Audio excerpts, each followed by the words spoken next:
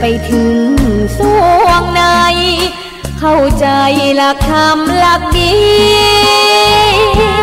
พลิ้วเพลงธรรมผูกสัมพันธ์จิตใจร่าเริงฟังสาระธรรมะบันเทิ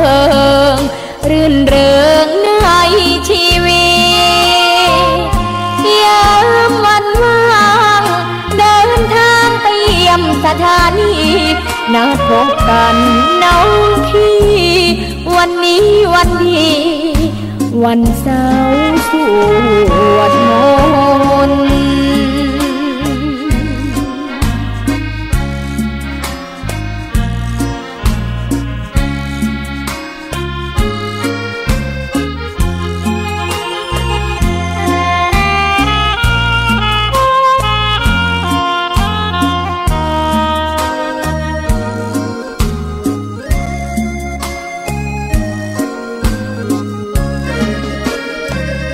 เสียงคลื่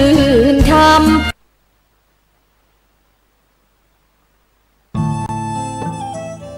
ท่านกำลังติดตามรับฟังสถานีวิทยุกระจายเสียงพระพุทธศาสนาแห่งชาติและสังคมคลื่นเพื่อการศึกษาพระพุทธศาสนาและวัฒนธรรมระบบ FM 104.5 เมกะเฮิรตซ์รายการต่อไปเป็นรายการพระไตรปิฎกลอยฟ้าดำเนินรายการโดยพระครูปริยัติยานุศาสตร์แต่มีผลกรรมใจอำนาจใจสติครองไว้อย่าผิดพลาดเธอไปพระองค์เข้าใจชี้ในสิ่งกระทำจรวดบรรทุกใส่มาแล้วนาเวรกรรมคิดจะกระทำย้ำให้พึงสังวร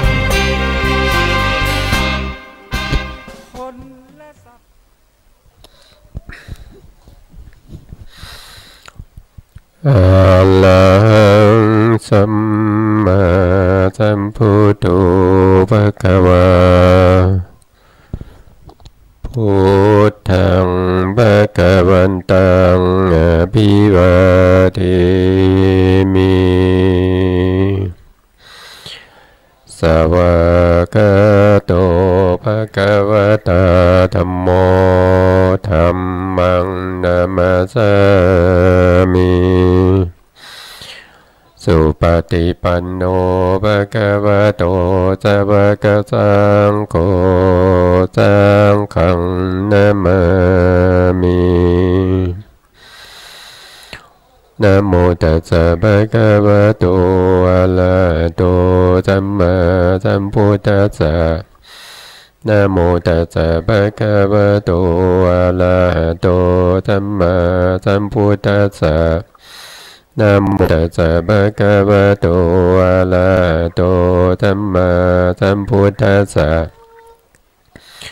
สัมมาสัมพุทธัมมัตโตลังสัสสะธัมมาคโนตมังอาภิวาทิยาภาสิสังอาภิธัมมัฏฐาสังฆังตถาวุตตาภิธัมมัฏฐาจตุธาปรมัตถโตจิตตังเจตสิกังรูปังนิพพานามิติสัพพะทาขอนมัสการพระมหาเถระพระสังฆาธิการพระเถรานุเถระขอสวัสดีท่านผู้ฟังและท่านผู้ชมที่สนใจติดตามรับชมรับฟังในรายการพระไตรปิฎกลอยฟ้าในส่วนที่เป็นพระอภิธรรมซึ่งเป็นคัมภีร์ที่3นะครับในพระไตรปิฎกก็จะมีอยู่3คัมภีร์นะในส่วนแรกก็จะเรียกว่าเป็นพระวินัยส่วนที่2ก็จะเป็นพระสูตรส่วนที่3ก็เป็นพระอภิธรรมนะครับแต่ที่เราศึกษาในเรื่องของพระอภิธรรมในขณะนี้เนี่ยเรากำลังดำเนินการเพื่อจะปูพื้นฐานนะครับปูพื้นฐานให้พวกเราได้เกิดความรู้ความเข้าใจในพระอภิธรรมบ้าง นะครับก่อนที่เราจะไปเปิดพระไตรปิฎกนะครับซึ่งพระไตรปิฎกเนี่ยที่เป็นส่วนของพระอภิธรรมเนี่ยก็จะมีอยู่ด้วยกัน7คัมภีร์นะครับใน7คัมภีร์เนี่ยคัมภีร์ที่1เนี่ยที่ชื่อว่าธรรมสังคณีนะธรรมสังคณีก็จะพูดถึงในเรื่องของมาติกาทั้งหลายนะครับมาติกาก็คือเหมือนกับหัวข้อทั้งหลายนะครับหรือว่าเหมือนกับสารบัญนะครับเสร็จแล้วก็มีการขยายความลงไปขยายความในสิ่งเหล่านั้นพูดถึงเรื่องขององค์ธรรมนะครับพูดถึงองค์ธรรมพูดถึงสภาวะธรรมทั้งหลายนะครับที่เป็นที่พระพุทธองค์ทรงแสดงโดยความเป็นมาติกามีทั้งติกามาติกาทุกกามาติกานะครับมีธรรมอยู่ทั้งที่เป็นจิตเจตสิกแล้วก็เป็นเรื่องรูปทั้งหลายนะครับก็จะมีอยู่ถึง400ถ้าจำไม่ผิดนะ489นะครับหัวข้อธรรมนะครับอันคัมภีร์ที่2เนี่ยเราจะเรียกว่าเป็นคัมภีร์วิพังค์นะครับคัมภีร์วิพังค์ในอภิธรรมเนี่ยนะครับก็จะพูดถึงในเรื่องของขันธวิพังค์นะอายตนะวิพังค์ธาตุนะครับแล้วก็พูดไปจนถึงปฏิจจสมุปบาทพูดเรื่องของศีลด้วยนะครับก็จะอยู่ในนี้นะครับแต่ที่เป็นพระอภิธรรมได้ก็เพราะว่าพระอภิธรรมเนี่ยเป็นแก่นสารของพระธรรมคำสั่งสอนในทางพระพุทธศาสนาจะไม่มีบุคคลมาเกี่ยวข้องจะพูดถึงแต่เรื่องของสภาวะธรรมนะครับไม่ได้พูดว่าคนนั้นคนนี้นะครับแต่ถ้าเป็นคัมภีร์ในชั้นที่เป็นอรรถกถาหรือว่าจะเป็นฎีกาเนี่ยในการขยายความในสภาวะธรรมของพระอภิธรรมเนี่ยก็จะมีการยกตัวอย่างนะครับยกตัวอย่างมาให้นะครับว่าเป็นอุปมาอุปไมยว่าธรรมข้อนี้นะเขาหมายเจตนารมณ์ในการแสดงพระธรรมของพระสัมมาสัมพุทธเจ้าในข้อนี้เนี่ยพระพุทธองค์มุ่งหมายเอาอะไรนะครับมุ่งหมายเอาอะไรนะครับเพราะว่าการแสดงธรรมทุกอย่างเนี่ยพระพุทธองค์แสดงไปเนี่ยพระพุทธองค์มุ่งหมายนะครับมุ่งหมายว่าจะแสดงอย่างไรบุคคลนั้นจะได้ตรัสรู้ธรรมได้โดยง่ายนะครับตรัสรู้ธรรมได้โดยเร็วนะครับเพราะว่าคำที่พระพุทธองค์ทรงใช้นะครับในการแสดงธรรมเนี่ยจะไม่มีคำที่ไม่เป็นประโยชน์เพราะว่าทุกคำที่พระพุทธองค์ทรงเปล่งออกมาจากพระโอษฐ์เนี่ยจะเป็นคำที่สามารถจะตรัสรู้ได้ทุกคำนะครับก็ขึ้นอยู่กับการที่พระพุทธองค์เล็งเห็นนะครับว่าบุคคลนี้ต้องพูดอย่างนี้บุคคลนี้ต้องพูดอย่างนี้ต้องทำอย่างนี้บุคคลนั้นถึงจะได้ตรัสรู้ธรรมนะครับบางคนเนี่ยจะสงสัยนะครับสงสัยว่าพระธรรมคำสั่งสอนนี่ทำไมมากมายมีถึง 84,000 พระธรรมขันธ์นะครับก็ขึ้นอยู่กับอัธยาศัยนะครับขึ้นอยู่กับอัธยาศัยของสัตว์โลกทั้งหลายนี่แหละนะครับที่ทำให้พระธรรมถึงมากมายอย่างนี้นะครับแต่ถ้า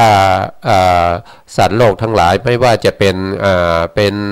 สัตว์ในอบายนะครับไม่ว่าจะเป็นมนุษย์เป็นเทวดาเป็นพรหมนะครับที่มาฟังธรรมนะครับที่มาฟังธรรมเนี่ยนะครับที่มาจากหมื่นจักรวาลนะครับพูดถึงพรหมนะหมื่นจักรวาลนะครับในจักรวาลก็จะได้รับพระเมตตาจากพระสัมมาสัมพุทธเจ้านะครับสิ่งใดที่ทำไปแล้วจะให้เขาตรัสรู้ธรรมได้พระพุทธองค์ก็จะแสดงอย่างนั้นนะครับส่วนในเรื่องของพระอภิธรรมเนี่ยเป็นเรื่องที่พระพุทธองค์ทรงแสดงให้แก่บุคคลที่เป็นเทวดานะครับบุคคลที่เป็นเทวดานะพระพุทธองค์ก็เข้าใจนะครับการแสดงเรื่องของสภาวธรรมให้แก่เทวดาได้ฟังเนี่ยนะครับพระพุทธองค์ก็ไม่ละทิ้งในเรื่องของมนุษย์เรานะครับพระพุทธองค์ก็ทราบว่าพระสารีบุตรเนี่ยจะเป็นผู้ที่จะได้เผยแผ่ในเรื่องของพระอภิธรรมนะครับโดยที่พระสารีบุตรท่านก็สร้างบารมีมานะครับ1 อสงไขยกับแสนกับนะครับในเรื่องของปัญญานะครับเพราะฉะนั้นพระพุทธองค์รู้อยู่แล้วว่าเวลาที่พระพุทธองค์ไปบิณฑบาตนะครับตรงที่อยู่ ที่แสดงพระอภิธรรมบนสวรรค์นะครับก็จะต้องฉันอาหารนะครับพระพุทธองค์ก็จะเสด็จมาบิณฑบาตในทวีปไม่ใช่ทวีปเรานะครับไปบิณฑบาตที่ทวีปที่ชื่อว่าอุตรกุลุทวีปนะครับซึ่งอยู่ทางทิศเหนือของภูเขาสีเนรุนะครับในภูเขาสีเนรุเนี่ยมนุษย์เหล่านั้นจะมีอายุอยู่ที่เฉลี่ย 1,000 ปีทุกคนนะครับแล้วก็เป็นบุคคลที่ไปเกิดตรงนั้นเป็นบุคคลที่มีศีลธรรมมีคุณธรรมนะครับเขาก็จะใส่บาตรให้พระสัมมาสัมพุทธเจ้าพระสัมมาสัมพุทธเจ้าพอบิณฑบาตแล้วก็นำมาฉันที่ป่าไม้แดงนะครับพระสารีบุตรก็ไปรออยู่ตรงนั้นเพื่อจะปฏิบัติพระสัมมาสัมพุทธเจ้านะครับพระพุทธองค์ก็แสดงอภิธรรมโดยย่อให้พระสารีบุตรเนี่ยฟังนะครับพระสารีบุตรก็สามารถที่จะจำได้ในหัวข้อทั้งหลายแล้วก็นำมาขยายความแสดงให้แก่ลูกศิษย์ของท่านนะครับลูกศิษย์ของท่านได้รับฟังแล้วก็กระจายออกมาจนมาพระอานนท์ก็ได้เก็บเอาไว้นะได้สุตตะจำไว้ได้ฟังแล้วก็จำเอาไว้นะครับแล้วก็มารวบรวมในการทำสังคายนาในครั้งที่หนึ่งนะครับในการทำสังคายนาในครั้งที่หนึ่งเนี่ยเรายังไม่ได้แยกออกมาเป็นพระอภิธรรมนะครับแต่จะปะปนอยู่ในพระธรรมนะครับเพราะว่าแยกเป็นสองส่วนแยกเป็นพระวินัยกับพระธรรมแต่จะอยู่ในเรื่องของพระธรรมนะครับจะอยู่ในส่วนเรื่องของพระธรรมเพราะพระอานนท์เป็นผู้ที่ทรงจำมานะครับจำมาจากไหนก็จำมาจากพระสารีบุตรนะครับพระสารีบุตรมาจากไหนก็เอามาจากที่พระสัมมาสัมพุทธเจ้านะครับเพราะฉะนั้นก็ให้พวกเราหายสงสัยว่าพระอภิธรรมเนี่ยไม่ใช่ของพระสัมมาสัมพุทธเจ้าแต่เป็นของพระสาวกนะครับไม่ใช่อย่างนั้นนะครับการที่จะกล่าวตู่ในพระธรรมคำสั่งสอนของพระสัมมาสัมพุทธเจ้าเนี่ยมีโทษนะครับมีโทษนะครับก็มีในสมัยพุทธกาลก่อนๆนะครับอย่างเช่นในสมัยพุทธกาลของพระสัมมาสัมพุทธเจ้าการสปะนะครับมีพระเถระนะครับมีพระเถระที่ทำการกล่าวตู่พระธรรมคำสั่งสอนของพระสัมมาสัมพุทธเจ้านะครับพอสิ้นชีวิตแล้วนะครับก็ไปเกิดเป็นสัตว์นรกนะครับเมื่อเกิดเป็นสัตว์นรกแล้วก็ยังจะต้องเกิดเป็นสัตว์นรกในตอนแรกเนี่ยไปมหานรกใช่ไหมครับมหานรกก็จะมีอยู่8ขุมนะครับออกจากมหานรกก็จะต้องมาทนทุกข์ทรมานอยู่ในอุสธนรกซึ่งเป็นนรกบริวารของมหานรกนะครับจากนั้นก็ไต่เต้าขึ้นมาจนออกจากนรกนะครับก็มาเกิดเป็นเดรัจฉานนะครับก็มาเกิดเป็นปลาสีทองนะครับปลาสีทองนะครับที่เราเคยได้ฟังกันแล้วนะครับว่าปลาสีทองเนี่ยนะครับเป็นพระเถระในสมัยของพระสัมมาสัมพุทธเจ้ากัสสปะนะครับกัสสปะสัมมาสัมพุทธเจ้านะครับได้กล่าวตู่พระธรรมคำสั่งสอนของพระพุทธองค์นะครับเนื่องจากหวังเรื่องของสักการะนะครับเรื่องทรัพย์ทั้งหลายนะครับร่วมกับครอบครัวนะครับร่วมกับแม่และน้องสาวนะครับเขาจึงได้รับโทษนะครับไปอยู่ในไปอยู่ในนรกแต่ไม่รู้ว่าขุมไหนใน8ขุมเป็นมหานรกนะครับแล้วก็มาเกิดเป็นปลานะครับก็ถูกจับได้นะครับถูกจับได้เนี่ยคนที่จับได้ก็ดีใจเพราะว่าผิวเนี่ยเป็นสีทองหมดเลยเหมือนทองเลยนะครับทีนี้ก็เอามาแต่ปลาเนี่ยเวลาอ้าปากเนี่ยมันจะเหม็นมากนะครับมันจะเหม็นไปทั่วพระนครนะครับสาวัตถีนะครับแล้วพระประเสนที่โกศลก็ไปนำความข้อนี้ไปทูลถามพระพุทธองค์นะครับพระพุทธองค์ก็เพื่อจะเปิดเผยในเรื่องของกรรมนะครับก็เลยเสด็จมาตรงที่ปลาแล้วก็ถามปลาว่านะครับมาจากไหนนะปลาก็บอกว่ามาจากเมืองนรกนะครับ แล้วก็จะไปไหนต่อจากนี้จะไปไหนต่อนะครับก็จะไปนรกต่อนะครับแล้วก็เพราะเหตุไรนะครับท่านจึงมีปากเหม็นอย่างนี้นะครับก็ป่าก็บอกว่าในสมัยพระพุทธเจ้ากัสสปะเนี่ยเป็นพระเถระเป็นพระที่ทรงจำนะครับเขาเรียกว่าเป็นพระหูสูตรนะครับอันนี้พูดถึงหลังจากที่พระพุทธเจ้ากัสสปะเนี่ยได้ปรินิพพานไปแล้วนะครับเขาช่วงแรกๆนะครับเขาได้ทรงจำในเรื่องของพระธรรมคำสั่งสอนเนี่ยได้มากมายนะครับตอนแรกก็ดีนะครับเผยแผ่พระพุทธศาสนาตรงไปตรงมานะครับตอนหลังเนี่ยมีแม่มาอยู่วัดนะครับมาบวชนะมีแม่มีน้องสาวนะครับแล้วก็อยู่กันไปอยู่กันมาก็กลายเป็นบุคคลที่หวังลาภสักการะนะครับก็เลยมากล่าวตู่พระธรรมคำสั่งสอนของพระสัมมาสัมพุทธเจ้านะครับโดยบางอย่างที่พระพุทธองค์ทรงบัญญัติไว้แล้วท่านก็บอกว่าไม่ได้บัญญัติแต่พระพุทธองค์บัญญัติอย่างนี้นะครับซึ่งเป็นคำนึกคิดของตัวเองเอามาปะปนเข้าไปเพื่อจะให้ญาติโยมทั้งหลายเนี่ยถวายสักการะนะครับถวายปัจจัยต่างๆถวายเครื่องบริโภค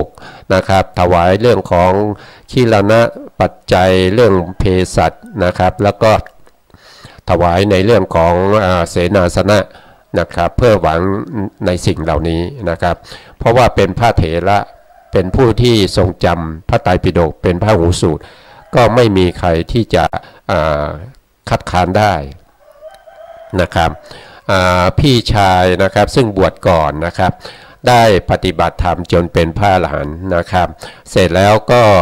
รู้ว่าน้องชายเนี่ยทำตัวอย่างนี้ก็เหาะมานะครับแล้วก็มาติเตียนมาสั่งสอนแต่น้องชายไม่เชื่อฟังนะครับไม่เชื่อฟังก็ยังทำอย่างนี้อยู่นะครับสุดท้ายก็ไปเกิดในนรกนะครับ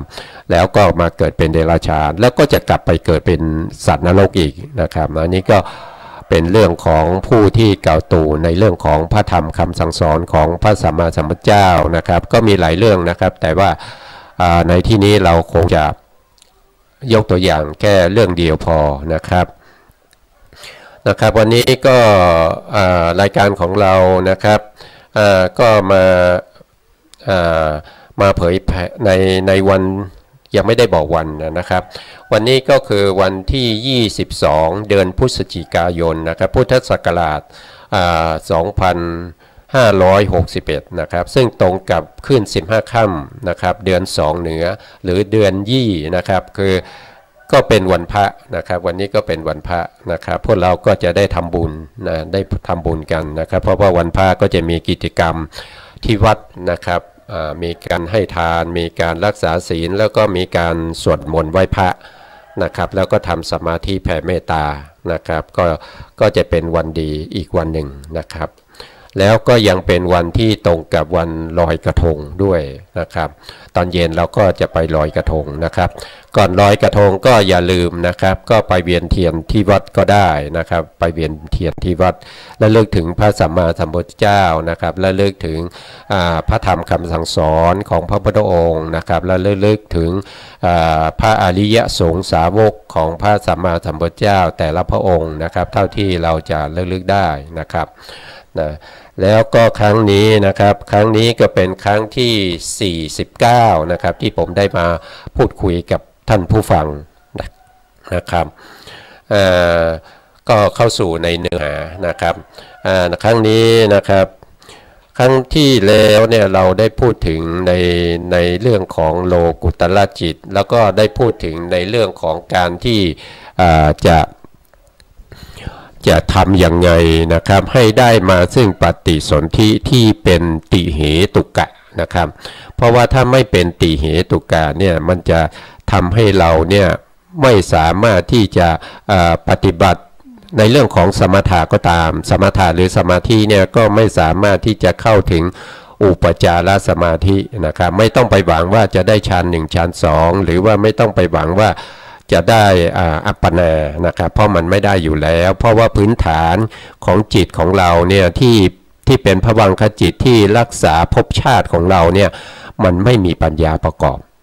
นะครับ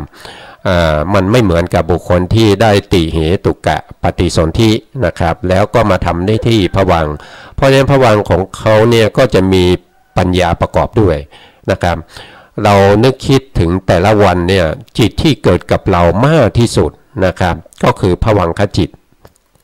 นะครับภวังคจิตเนี่ยก็จะทำหน้าที่ขั้นระหว่างวิถีใช่ไหมครับเมื่อวิถีขึ้นมาแล้ววิถีดับไปภวังคจิตก็จะขั้น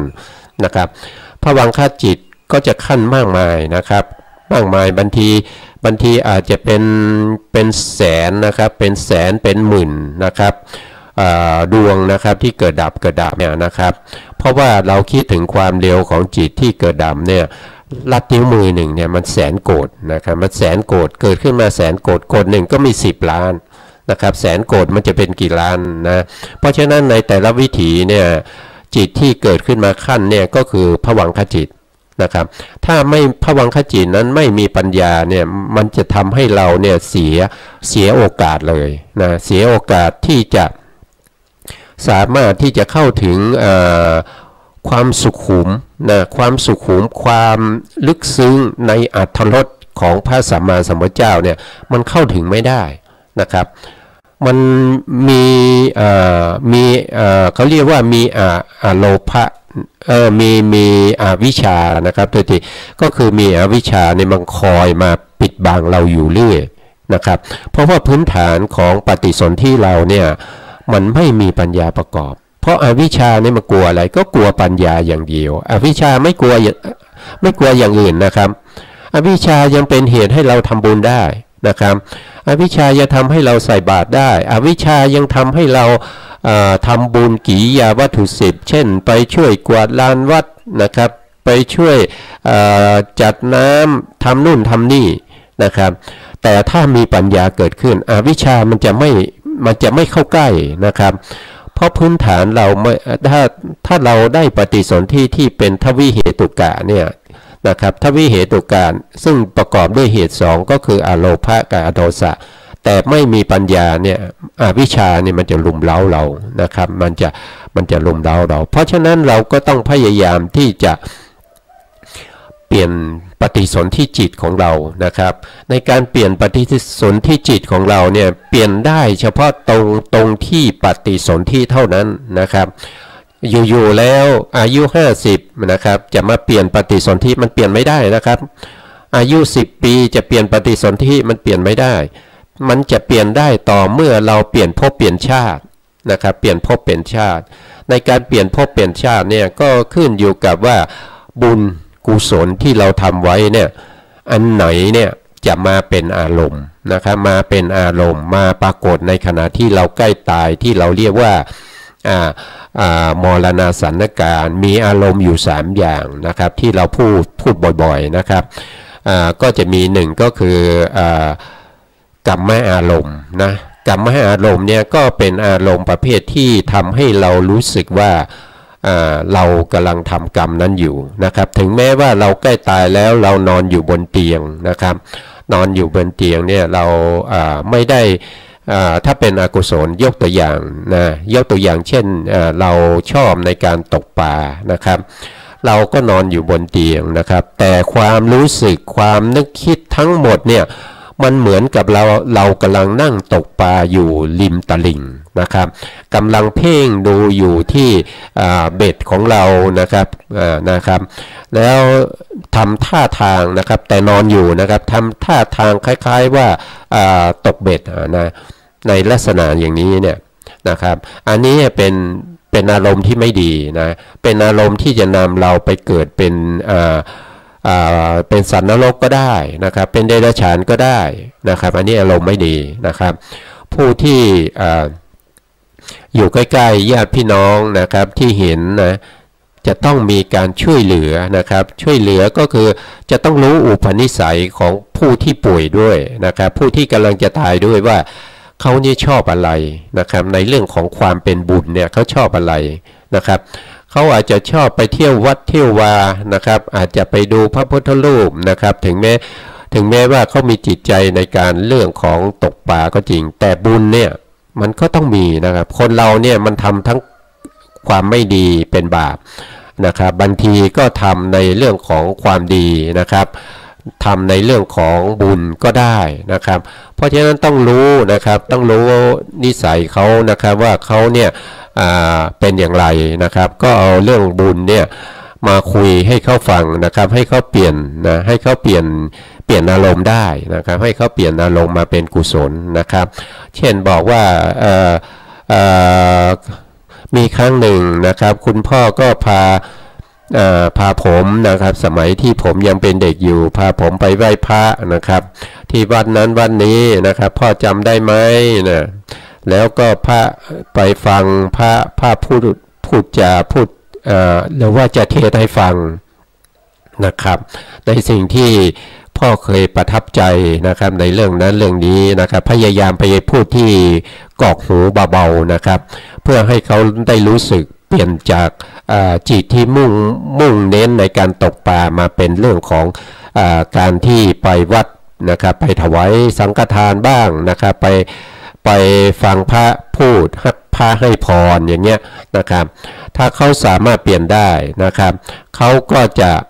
ได้ไปในสุคติภูมินะครับอันนี้ก็เป็นอย่างหนึ่งนะครับที่เปลี่ยนภพเปลี่ยนชาติได้นะครับแล้วบุคคลที่สามารถที่จะทำให้บุคคลอื่นที่กำลังจะไปอบายเนี่ยเปลี่ยนภพเปลี่ยนชาติมาในเกิดมาเป็นมนุษย์หรือเทวดานะครับแทนที่จะไปเกิดเป็นสัตว์นรกเนี่ยบุคคลนั้นจะมีบุญนะครับเป็นการช่วยเหลือที่ยิ่งใหญ่นะเป็นการช่วยเหลือสามารถช่วยให้เขาเปลี่ยนภพเปลี่ยนชาติได้เป็นบุญที่ยิ่งใหญ่นะครับนะอันนี้ก็เป็นเรื่องของคนที่จะไปอบายนะครับแล้วก็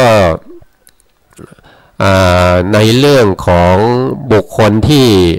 ทำบุญนะครับเมื่อกี้เป็นเรื่องของกุศลนะครับแต่ตอนนี้เป็นบุคคลที่ทำบุญทำกุศลนะครับเขาทำบุญทำกุศลเนี่ยเขาอาจจะใส่บาตรนะครับเขาอาจจะไปวัดช่วยกวาดลานวัดนะครับหรือว่าไปเช็ดพระพุทธรูปนะครับที่มีฝุ่นนะครับหรือว่าช่วยในการที่จะดูดฝุ่นในพรมต่างๆอะไรพวกนี้นะครับสิ่งพวกนี้เนี่ยนะครับเขาทำบ่อยๆนะครับเป็นอาจินกรรมนะครับเมื่อเขาใกล้ตายเนี่ยสิ่งพวกนี้มาปรากฏนะครับถ้าเขาไปทำด้วยเขาเรียกว่าเป็นอัธยาศัยคือความเคยชินที่เขาทำอยู่อย่างนั้นนะครับเสร็จแล้วแต่เขาไม่ได้คิดเลยว่าทำสิ่งนี้แล้วจะดียังไงนะแล้วก็จะเป็นบุญยังไงเขาไม่ได้คิดเขาก็ทำไปเรื่อยๆอย่างนี้เป็นบุญที่เป็นญาณวิปยุตนะครับเป็นบุญที่ไม่ได้ประกอบด้วยปัญญานะครับแต่ถ้าเขารู้ว่าการกระทำอย่างนี้นะครับทำไปแล้วเนี่ยเป็นบุญเป็นกุศลส่งผลเป็นบุญเป็นกุศลให้เรานะครับให้เราได้ในสิ่งที่ดีๆนะครับอย่างเวลาเราถวายทานเนี่ยนะครับเราถวายบิณฑบาตอะไรต่างๆเนี่ยก็จะได้โภคทรัพย์อะไรทั้งหลายนะครับเขาไม่รู้อย่างนี้เนี่ยเป็นญาณวิปยุตนะครับเขาเป็นญาณวิปยุตเมื่อเป็นญาณวิปยุตในญาณวิปยุตเนี่ยเมื่อเราทำไปชินทำบ่อยๆนะครับทำบ่อยๆเป็นญาณวิปยุตแล้วก็เป็นญาณวิปยุตที่ไม่มีกำลังนะครับไม่มีกำลังต้องเป็นญาณวิปยุตประเภทที่เป็นญาณวิปยุตที่จะต้องมีการชักชวนนะครับชักชวนให้ทำพอทำบ่อยๆแล้วก็เกิดความรู้สึกว่าทำอย่างนี้ทุกวันก็เบื่อไม่ค่อยไปก็มีเพื่อนมาชักชวนว่าทุกครั้งคุณก็ไปทำวันนี้ทำไมไม่ไปนะครับเขาก็บอกว่าวันนี้ยังไม่อยากไปนะครับเพื่อนก็ชักชวนมากขึ้นนะครับไปเถอะได้บุญนะอย่างนั้นอย่างนี้นะเขาก็ทนคำชักชวนเพื่อนไม่ได้ก็ไปทำบุญนะครับด้วยการกวาดลานวัดนะครับเมื่อเวลาใกล้ตายเนี่ยถ้าเขานึกถึงตรงนี้ได้นะครับนึกถึงตรงที่ว่าเพื่อนมาชวนให้ไปทำเราก็ไปทำนะครับแต่ไ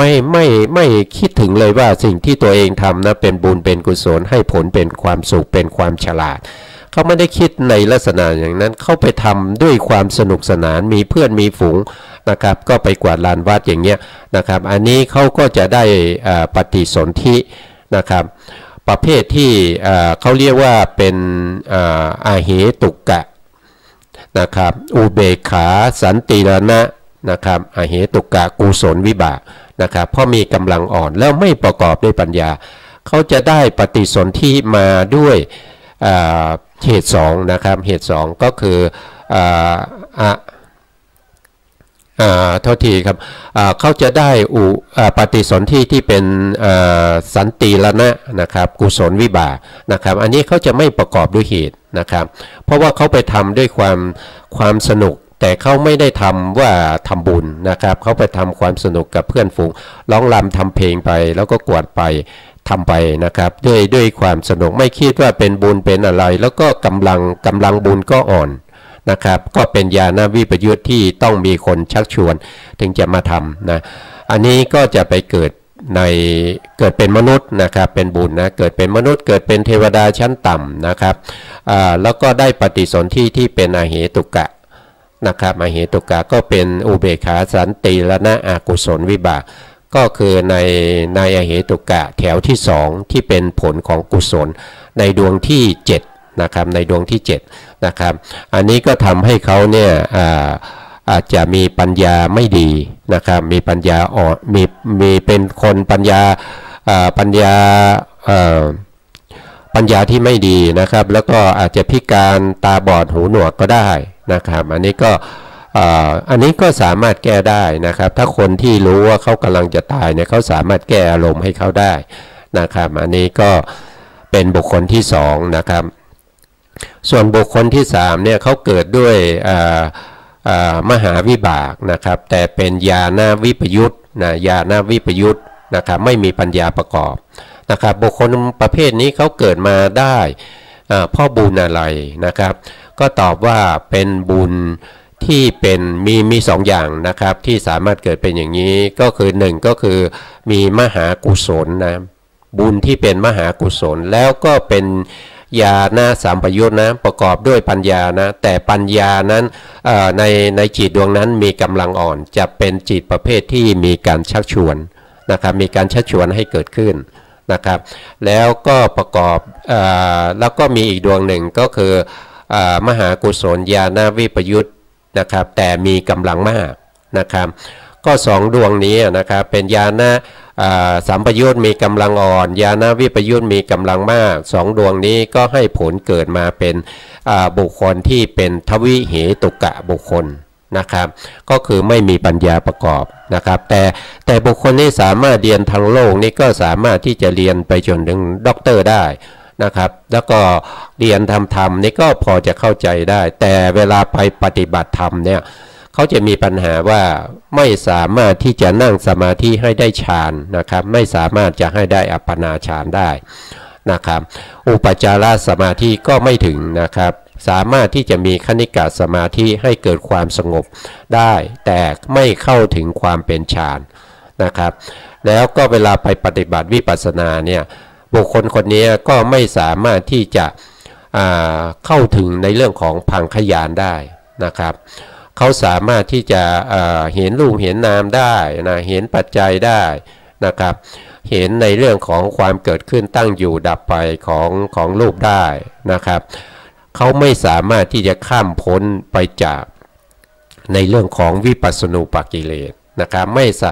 แล้วก็มีปัญญาอ่อนในเรื่องของการที่เขาเห็นเรื่องของความเกิดขึ้นดับไปของรูปนามในสัมมัสสนาญาณเนี่ยซึ่งเป็นวิปัสสนาญาณเหมือนกันนะครับเขาจะไม่ค่อยมีกำลังเท่าไหร่นะครับอันนี้ก็เป็นประเภทที่เป็นญาณวิปยุตเกิดมาจากจิต2ดวงนะครับไม่ใช่ว่าเกิดมาจากจิต2ดวงคือว่าจิต2ดวงที่เป็นบุญเนี่ยที่เป็นเหตุให้ได้มาซึ่งการเกิดที่เป็นปฏิสนธิที่เป็นญาณวิปยุตนะครับอันนี้ก็เป็นส่วนหนึ่งที่ไม่สามารถทำให้เกิดการบรรลุธรรมได้นะครับส่วนบุคคลที่4นะครับเป็นบุคคลสุดท้ายเนี่ยเขาจะเกิดมาด้วยเหตุ3อย่างเลยนะครับมีทั้งที่เป็นโลภะเหตุโทสะเหตุแล้วก็โมหะเหตุโมหะเหตุก็คือมีปัญญาประกอบด้วยนะครับมีปัญญาประกอบด้วยในปัญญาประกอบด้วยในปัญญาเขาเนี่ย มันจะเกิดพร้อมกับปฏิสนธิจิตนะแล้วก็เกิดพร้อมกับภวังคจิตนะครับแล้วก็ไปเกิดครั้งสุดท้ายก็คือเกิดพร้อมกับจุติจิตนะครับปัญญาตั้งแต่ต้นจนถึงสุดท้ายเนี่ยเขามีปัญญาในภวังคจิตเพราะว่าภวังคจิตเนี่ยมันเป็นพื้นฐานนะมันเป็นพื้นฐานเพราะว่ามันเกิดมากมายนะครับมันเกิดมากมายนะครับพอมันมีปัญญาเนี่ยมันก็จะทำให้สิ่งที่เราทำทั้งหลายนะครับก็จะมีน้อมไปในสู่ความเป็นผู้มีปัญญานะครับเพราะฉะนั้นเวลาที่เขาจะมาปฏิบัติวิปัสสนาเนี่ยเขาก็สามารถที่จะข้ามพ้นจากสัมมัสสนญาณนะครับแล้วก็วิปัสสนาเข้าถึงวิปัสสนาญาณข้ามพ้นจากวิปัสสนูปกิเลสนะครับแล้วก็เข้าถึงภคญาณสามารถที่จะตรัสรู้ธรรมได้ข้ามโคตภูเข้าสู่มรรคเข้าสู่ผลนะข้ามโคตภูก็เปลี่ยนสถานะความเป็นปุถุชนมาเป็นพระอริยบุคคลนะครับต้องมีพื้นฐานคือปัญญาประกอบนะครับคนประเภทนี้ถึงจะได้ในลักษณะนี้นะครับ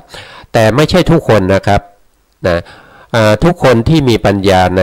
ในภวังคจิตเนี่ยนะครับก็ขึ้นอยู่กับว่าหนึ่งก็คือมีความตั้งใจในการปฏิบัตินะครับไม่ทอดทิ้งกรรมฐานนะครับไม่เกียจค้านไม่ละเว้นนะครับแล้วก็มีบุญเก่าด้วยนะครับมีบุญบารมีเก่านะครับอันนี้ก็เป็นเรื่องของบุคคลที่จะได้ติเหตุกะปฏิสนธินะครับเพราะว่าในโลกุตละจิตเนี่ยบุคคลที่จะได้โลกุตละจิตที่เราจะพูดกันต่อไปเนี่ยต้องเป็นบุคคลที่เป็นติเหตุกะปุถุชนนะครับแล้วก็ติเหตุกะที่เป็นพระอริยะแล้วนะครับอย่างเช่นบางคนเนี่ยได้ติเหตุกะมาแล้วก็ปฏิบัติจนได้โสดาบันใช่ไหมครับได้โสดาบันแล้วเขาก็หยุดอย่างเช่นอนาถาบิณฑิกาเศรษฐีนางวิขาเท้าสกะนะครับพวกนี้เขาได้แค่โสดาบันนะในความเป็นมนุษย์แล้วก็ตายไปแล้วก็ยังเป็นโสดาบันอยู่นะครับได้แล้วไม่มีการเสื่อมนะครับเขาก็จะไปต่อนะครับไปต่อที่เทวดาก็จะได้อนาคามีนะครับแล้วก็ได้อนาคามีก็ไปเกิดเป็นพรหมอย่างนี้ได้นะครับทีนี้เราจะพูดถึงเฉพาะบุคคลที่บุตุชนที่เป็นติเหตุกะที่จะตรัสรู้ธรรมได้นะครับตอนนี้เราก็มาดูในเรื่องของดูบนชาร์ตนะครับว่ามาดูในเรื่องของโลกุตละจิตนะครับโลกุตละจิตโดยทั่วไปโดยสารทั่วไปแล้วมีเท่าไหร่อย่างไรนะครับตอนนี้เราก็มาดูก่อนนะครับอันนี้เราก็เรียนมาแล้วนะครับอันนี้เป็นอกุศลนี่เป็นอเหตุกะ18นะครับกามาวจระโสภณ24นี่เป็นรูปาวจระนะครับผมก็จะเลื่อนแผ่นชาร์ตนะครับเลื่อนแผ่นชาร์ตขึ้นไปเพื่อจะให้เห็นในส่วนที่เป็นโลกุตละนะครับ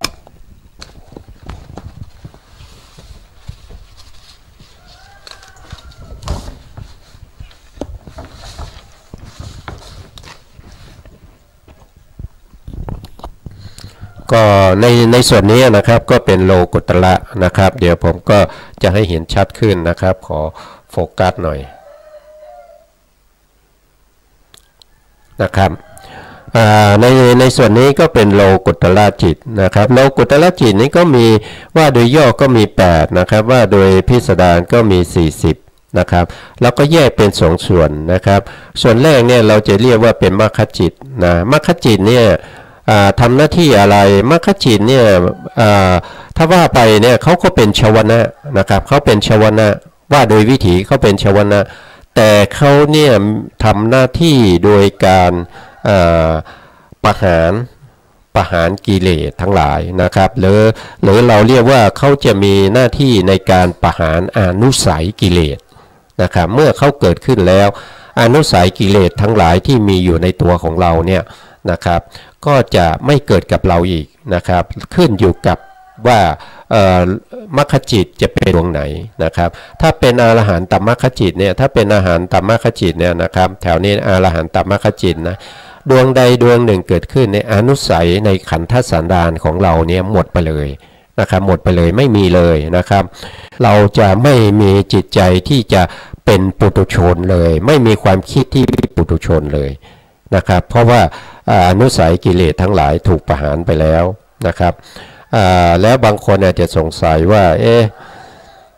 เป็นพระอรหันต์แล้วพระอรหันต์บางรูปยังพูดจาไม่ค่อยสุภาพนะครับบางรูปยังมีการเดินไม่เรียบร้อยมีการกระโดดนะพอเห็นแหล่งน้ำก็จะกระโดดอย่างเงี้ยนะครับอันนี้ก็ขอเรียนให้ท่านผู้ฟังได้ทราบว่านะครับการที่เป็นอย่างนั้นเนี่ยก็คือหมายความว่าเวลาช่วงระยะเวลาตั้งแต่ที่เขาเกิดมาเนี่ยเขาสะสมนะครับเขาสะสมในเรื่องพวกนี้เป็นอัธยาศัยนะครับเป็นอัธยาศัยติดในขันธสันดานมานะครับเพราะว่าเรื่องของอัธยาศัยที่ถ้าเราพูดตรงๆก็คือเรื่องของวาสนานะครับเพราะว่าติดต่อกันมาหลายภพหลายชาตินะครับนี้พระอรหันต์ทั้งหลายก็จะละไม่ได้แต่เจตนาเขามีนะครับในเจตนาที่เป็นอกุศลธรรมเนี่ยเขาจะไม่มีนะครับบุคคลที่จะละวาสนาได้ละความเคยชินอุปนิสัยที่ไม่ดีที่มีมาตั้งแต่อดีตชาติได้เนี่ยก็จะมีพระสัมมาสัมพุทธเจ้าเท่านั้นที่สามารถละได้นะครับมีอยู่หลายครั้งเหมือนกันนะครับบางคนเข้ามาถามว่านะครับพระสัมมาสัมพุทธเจ้าเนี่ยก็เป็นพระอรหันต์ใช่ไหมครับตรัสรู้เป็นพระอรหันต์นะครับแล้วก็พระสาวกก็ตรัสรู้เป็นพระอรหันต์เหมือนกันนะครับแล้วจะมีความแตกต่างกันยังไงเขาถามนะครับในความแตกต่างกันยังไงก็ยกตัวอย่างเช่นข้อนี้นะครับว่าถ้าเป็นสาวกแล้วนะครับถ้าตรัสรู้เป็นพระอรหันต์แล้วอุปนิสัยที่เคยชินนะครับที่ติดในขันธสันดานนะที่เขายังละไม่ได้นะครับเขาเรียกว่าเป็นวาสนานะอย่างเช่นพระสารีบุตรก็จะมีการเมื่อเห็นน้ำนะพระสารีบุตรก็จะโดดข้ามน้ำนะครับแทนที่จะเดินให้เรียบร้อยเขาก็มีอุปนิสัยในการโดดข้ามเพราะว่าเขาเคยเกิดเป็นวานอนนะครับเกิดเป็นวานอนมาหลายภพหลายชาติก่อนที่เขาจะมาตรัสรู้เป็นพระอริยบุคคลนะครับเป็นเอตทัคคะในเรื่องของปัญญานะครับอย่างเช่นพระปริณทวชะนะครับปริณทวชะเนี่ยท่านก็เป็นพระอรหันต์แล้วนะครับแต่คำพูดคำจาของท่านเนี่ยก็จะไม่ค่อยจะสุภาพเท่าไหร่นะครับท่านจะมีคำติดอยู่นะครับว่าคนถอยนะครับคนถอยไปแล้วหรือคนถอยมาแล้วหรือคนถอยจะไปไหนอย่างนี้นะเขาติดเป็นนิสัยนะครับแต่เจตนาเขาเนี่ยไม่มีนะครับไม่มีการที่จะดูถูกบุคคลอื่นนะครับไม่มีนะครับเพราะเขาไม่มีมานะเพราะเขาละได้แล้วเขาเป็นพระอรหันต์แล้วนะครับแล้วจิตที่เป็นมรรคจิตเนี่ยนะครับทั้งหมดเนี่ยก็จะมีอยู่20ดวงนะครับสีเหลืองๆนี่มีอยู่20ดวงนะครับมันมีทั้งบุคคลมันเป็นมรรคจิตของบุคคลที่มีฌานอภิญญาด้วยกับบุคคลที่ไม่มีฌานไม่มีอภิญญานะครับตรัสรู้อรหันต์ได้แต่ไม่ได้มีฌานนะครับไม่ได้มีอภิญญาไม่สามารถแสดงฤทธิ์ได้นะครับก็ซ้อนกันอยู่ตรงที่ปฐมฌานนะครับบุคคลที่เป็นสุขาวิปัสสกาเนี่ยนะครับก็จะอยู่ในแถวที่1นะครับก็ซ้อนกันอยู่ตรงนี้นะครับแล้วก็ปฐมฌานก็ซ้อนกันอยู่ตรงนี้นะครับแล้วถามว่านะครับบุคคลที่ปฏิบัติในเรื่องของสมถะอย่างเดียวไม่เคยปฏิบัติฌานไม่มีฤทธิ์เนี่ยเขาเรียกว่าฌานไหมก็เรียกว่าฌานนะครับแต่ฌานของเขาเนี่ยเขาจะเป็นโลกุตระฌานนะครับเขาสามารถที่จะเข้าพระสมาบัติได้นะครับพระสมาบัติก็คล้ายๆกับ ฌานสมาบัตินะพละสมาบัติกับฌานสมาบัติเนี่ยก็คล้ายๆกันไม่เหมือนกันนะครับถ้าเป็นฌานสมาบัติเนี่ยก็คือได้มาตั้งแต่รูปฌานเนี่ยนะครับรูปฌานเสร็จแล้วก็มาเจริญวิปัสสนานะครับก็จะได้ฌาน2อย่างเลยนะครับทั้งที่เป็นโลกิยะแล้วก็โลกุตระนะครับส่วนบุคคลที่ปฏิบัติวิปัสสนาอย่างเดียวเนี่ยก็จะได้เฉพาะฌานที่เป็นโลกุตระฌานนะครับก็สามารถเข้าพละสมาบัติได้ถ้าเป็นโสดาบันก็เข้าโสดาบันที่เป็นพละสมาบัติของโสดาบันนะครับแตกต่างกันยังไงนะครับก็ถ้าว่าไปแล้วลักษณะก็จะเหมือนกันนะครับแตกต่างกันอยู่ที่ว่าจิตของกำลังของฌานที่เป็นโลกิยะเนี่ยนะครับถ้าเราพูดถึงโลกิยะเนี่ยเขามีกำลังมากนะครับที่เป็นฌานนะเขามีกำลังมากนะครับเขามีกำลังมากเขายังเป็นพื้นบาทเป็นพื้นฐานให้เราสามารถที่จะแสดงอภิญญาแสดงฤทธิ์เหาะเหินแดนอากาศนะครับดำดินนะหายตัวนะครับได้นะครับแต่ถ้าเป็นฌานทางโลกุตระเนี่ยที่เรียกว่าพละเนี่ยไม่สามารถที่จะแสดงอย่างนั้นได้นะครับไม่สามารถที่จะทำอย่างนั้นได้นะครับอันนี้ก็คือความแตกต่างของระหว่างฌานที่เป็นโลกิยะกับโลกุตระนะครับแต่ว่าโลกุตระเนี่ยเขาสามารถที่จะเข้าพละสมาบัติแล้วก็ทำให้สงบในเรื่องของจิตมีความสุขอยู่กับพระนิพพานนะครับมีความสุขอยู่กับพระนิพพานเพราะว่าบุคคลที่ได้อย่างเช่นโสดาบันเนี่ยนะครับเขาได้โสดาบันแล้วเนี่ยนะครับเพราะเขายังมีชีวิตอยู่นะเขาเป็นโสดาบันแล้วแต่เขายังมีชีวิตอยู่เขายังต้องใช้ชีวิตในการที่จะต้องไปบิณฑบาตในการที่จะต้องทำศาสนกิจทั้งหลายในการที่จะต้องเข้าวิหารสวดมนต์ไหว้พระนะครับต้องทำกิจของสงฆ์นะครับต้องไปร่วมสังฆกรรมต่างๆเช่นการบวชการฟังปาติโมกข์อะไรทั้งหลายเนี่ยนะครับเขาก็ต้องคุกคีอยู่กับปุถุชนทั้งหลายนะครับเพราะฉะนั้นในการคุกคีอยู่กับปุถุชนเนี่ยมันก็เป็นเรื่องที่พระอริยบุคคลเนี่ยจะรู้สึกว่ามันลำบากนะครับมันลำบากเพราะฉะนั้นในเวลาว่างนะครับเขาก็จะเข้าพละสมาบัตินะครับเข้าพละสมาบัติเลยนะครับเพื่อให้จิตเขาเนี่ยเกิดความสงบร่มเย็นนะครับอันนี้ก็เป็นข้อแตกต่างกันนะครับ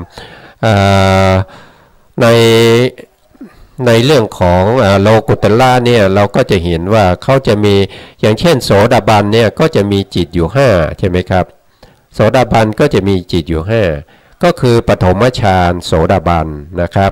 ทุติยฌานโสดาบันนะตติยฌานโสดาบันนะครับแล้วก็จตุถฌานโสดาบันนะครับแล้วก็ปัญจมฌานโสดาบันอันนี้ก็มาจากพื้นฐานเดิมก็คือทำสมถะมาก่อนได้ฌาน5มาก่อนแล้วก็มาปฏิบัติวิปัสสนานะครับเขาก็จะได้เป็นก็จะขยายออกมาเป็น5ดวงอย่างนี้นะครับอันนี้ก็เป็นเรื่องของโสดาบันนะแต่ว่ายังไม่จบนะครับยังไม่จบเราก็จะพูดกันไปเรื่อยๆเพราะว่าพวกเราก็ไม่ได้ไปสอบนะครับไม่ได้ไปสอบเพราะว่าบุคคลที่จะสอบเนี่ยตอนนี้ส่วนมากนะครับเขาก็ปิดคอร์สไปแล้วนะครับเพื่อให้นักศึกษาเนี่ยได้ไปทบทวนนะครับได้ไปท่องหนังสือเพื่อจะเตรียมการสอบนะครับเพื่อจะเตรียมการสอบพวกเราไม่มีการสอบแล้วก็พูดกันไปเรื่อยๆนะครับส่วนผู้ที่มาฟังแล้วจะไปสอบเนี่ยก็ไปท่องหนังสือนะครับเพื่อเตรียมตัวสอบต่อไปนะครับเพราะว่าจะสอบในวันที่9 10 11นะครับธันวานี้นะครับเดือนหน้านี้นะครับก็เตรียมตัวนะครับเพื่อจะสอบให้ได้ขึ้นไปเรียนชั้นใหม่นะครับแล้วก็ชั้นใหม่เนี่ยเขาจะมีเรื่องให้เราเรียนมากมายนะครับจะได้มีความรู้ความเข้าใจเพิ่มเติมครับสุดท้ายนี้นะครับสุดท้ายนี้ผมก็ขอบพระคุณนะครับ